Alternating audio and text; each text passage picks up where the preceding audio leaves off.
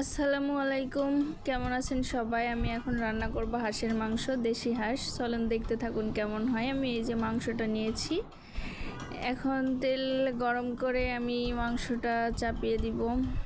চলুন দেখা যাক দেশি হাঁসের মাংস রান্নাটা কেমন হয়। আলুটা আমি এখন ভেজে নিচ্ছি। এখন আমি পেঁয়াজ কুচি, রসুন কুচি দিয়েছি তেলের মধ্যে দিয়ে আমি এটা নাড়াচাড়া করতেছি। পরে এই যে মাংসটা দিয়ে দিলাম, দেখতে থাকুন। এই যে ফাইনালি আমার মাংসটা কষা কষা হয়ে গেছে। তো কেমন হয়েছে আমার মাংস রান্না সবাই কমেন্ট করে জানাবেন।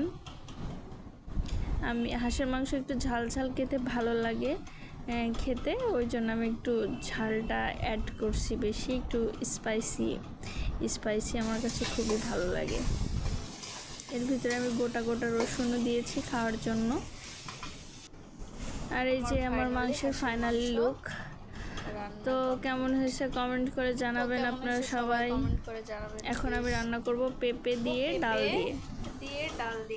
তো কে কে পেঁপের সাথে ডাল খান আমার মতো জানাবেন।